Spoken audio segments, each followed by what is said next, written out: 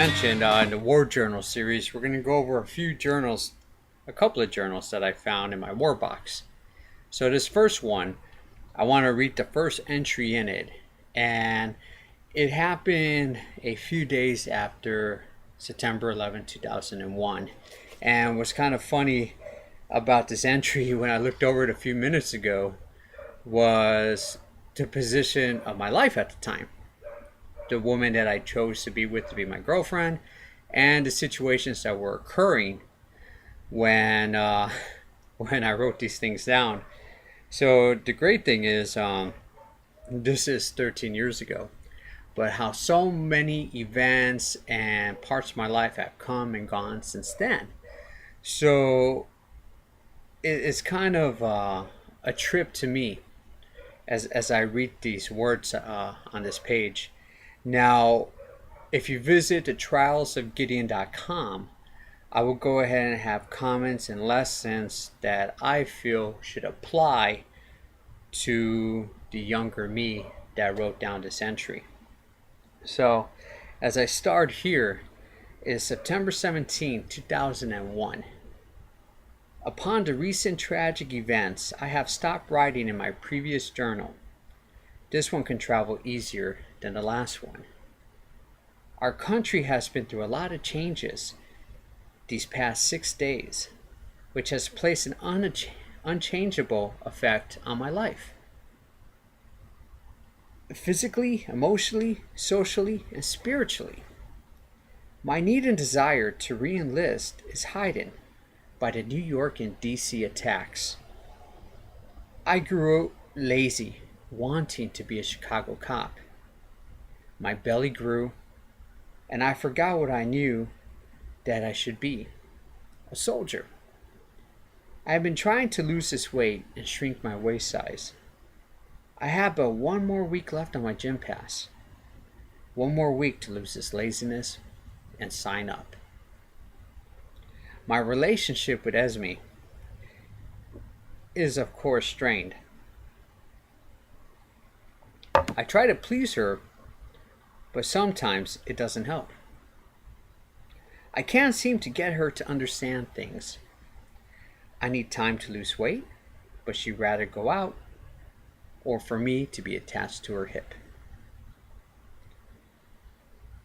I love her, but she does tend to get to me where sometimes I just rather be without her. I know that it would hurt and I will miss her, especially when the thought of her sharing happy memories and such with someone else enters my mind. But maybe it should be for the best. I can offer benefits, support, money, and love. The one thing she would need, I can't give, and that is stability. There is no way for her to have an awesome career with the career that I desire. I hate to make her sad and cry, but I do wonder what will become of us. I do want her, but then again, I need a life too. I want this career too. Word has it that my orders to the National Guard are on the way. I hope that the Guard will release me to go active. It isn't that I don't want to go to war, but I'd rather go through another unit. I want airborne. Maybe it can help me attain Ranger. Who really knows what the government would do, but that is what I want. Being that this is my career, I want to go in that way. Besides, the possible 18K doesn't hurt either. The sign-on bonus. The idea of war makes me think. I hear a lot of stories and seen a lot of movies. I hope that I can act accordingly. Fear is not an option.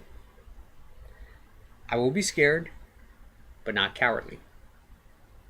I will fight. Dying, though, that is what bothers me. Which would be preferred, old or young? Old, who knows my condition by that time? I may be crazy, feeble, useless, or alone. People may mistreat me or hate me because of how I am now. I may be in some home all alone with no one to visit me because of my bitterness. I may have no children because of my lack of emotion with Esme and my other crimes in my youth. I may be punished by losing her and a chance of a family. I may then die with the family coming out of the woodwork to act greedy over my belongings and buried in some cedar box without a soldier's honor of cremation. Then there is, of course, dying young. It may be fast, it may be slow, horrible, gruesome, honorable, or dumb luck. The advantage is I am still loved and have many people who support me. The disadvantage would be a short life. Too many questions, not enough answers. I just hope that everything works out for the best. That was my first entry in this journal. I guess I was a little bit wrong in my intro. There is some soldier life in this book. I guess I had a bigger binder at the time when I used to write my notes down. A lot of things I will type up in the trialsofgideon.com blog that covers some of the points in here and changes and things that I may or may have not had known would have been more beneficial to me at the time, but that's the first time I have read that entry in a very, very, very long time. And just some of the thought patterns that I had back then kind of makes me think, a lot of it has not changed. The people in my life have changed, the career path, but the desires and some of the questions are still there. So I would really love to hear some of your comments, your questions, or anything that you would like to discuss in regard to this topic or others on the comments below.